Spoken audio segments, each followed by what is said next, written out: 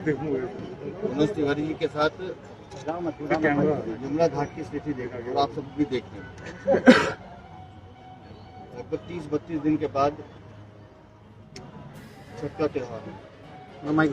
छठी मैया जी कितनी आस्था है पूरी दिल्ली में, पूरे देश में, वो हम सबको मालूम है।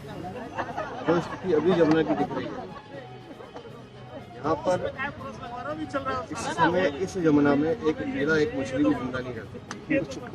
ऑक्सीजन है जीरो। सरकारी ये दिल्ली सरकार की रिपोर्ट है, उन्होंने खुद लिख के दिया तो होनी चाहिए 5। और जो मलमूत्र और जो जिस तरह का वो क्या बोलते हैं फिकल क्वालिफॉर्म वो 2 लाख है, वो होना चाहिए 2,500। जब यमुना यहाँ से दिल्ली आती है तब यमुना साफ है, लेकिन जैसे ही पल्ला और वजीराबाद पार करती है उसके बाद यमुना की स्थिति खराब होती है। आज भी यहाँ पर अनट्रीटेड 242 MGD पानी यमुना में गिर रहा है। ये दिल्ली सरकार खुद मान रही है, जबकि है ज्यादा। उन्होंने 10 अक्टूबर को एक रिपोर्ट में कहा।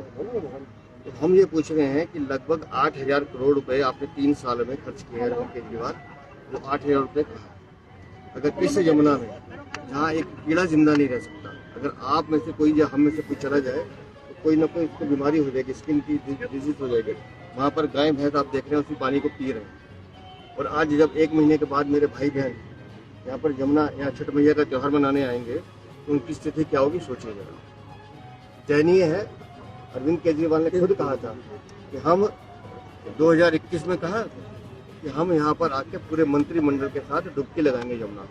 अरविंद केजरीवाल तुम तो हर जेल में डुबकी लगाएंगे।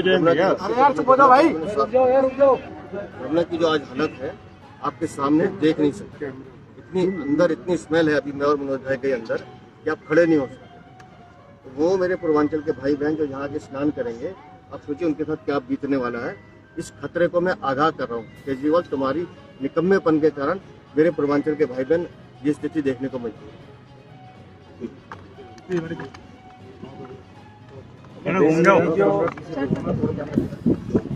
जो 2 बातें अभी हमारे माइक नहीं कर रहा यार कहीं, मैं समझता हूँ उसकी काफी विस्तार से व्याख्या होनी चाहिए। वो जो 2 मानक हैं कि अगर किसी जल में जीव जंतु मछली को जिंदा रहने के लिए एक जो डिजोल मानक है उसको 5 होना चाहिए और वो 0 है।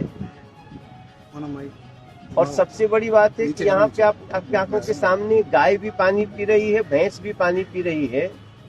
तो उसको तो जो नुकसान होगा हम अब उससे देख रहे हैं कि जब उसका दूध आपके घरों में जाएगा, उसी गाय का उसी भैंस का दूध जब हम अपने किसी भी व्यक्ति के पास घर में जाता है, उसके बच्चे पिएंगे, फिर उसको क्या मिल रहा है।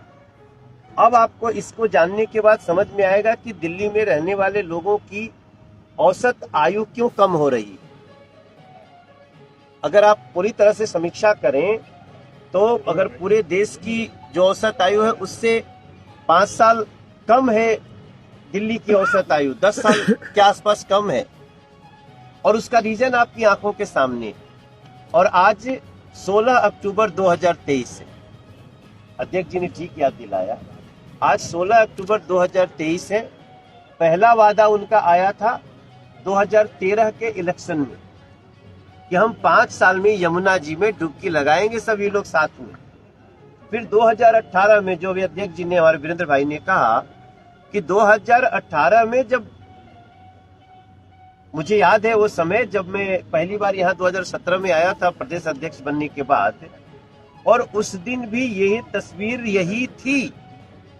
बल्कि उस दिन की तस्वीर अगर आप अपने जो डॉक्यूमेंट से निकालेंगे मीडिया हाउसेज, तो बल्कि इससे कम झाग और इससे कम ये जो मानक हम बता रहे हैं कि जो 5,000 होने चाहिए और 2 लाख है, जो 5,000 होने चाहिए वो 2.5 लाख है। तो ऐसी स्थिति में अरविंद केजरीवाल जी को आज हम फिर से एक बार जगाना चाहते हैं कि क्या आपकी बात सिर्फ मीडिया को भ्रमित करने के लिए, दिल्ली को भ्रमित करने के लिए होता है। सच्चाई आप सबके सामने है। 16 अक्टूबर 2023 में खड़े हैं और 2013 से ये बातें सुनते आ रहे हैं। मुझे समझ में आता है कि हम लोग इस इशू को आज और हायर अथॉरिटी को बताते हैं, जो दिल्ली की इस अकर्मण्यता पे उनको पनिश करने की आवश्यकता है, क्योंकि इनकी नीयत कहीं से भी स्वच्छता की नहीं है। मुझे तो लगता है कि माननीय सुप्रीम कोर्ट को भी इसमें सुओ मोटो लेना चाहिए, नहीं तो अगर जो हमारी संवैधानिक प्रक्रिया है हम उसमें पार्टी के आधार पे जाएंगे।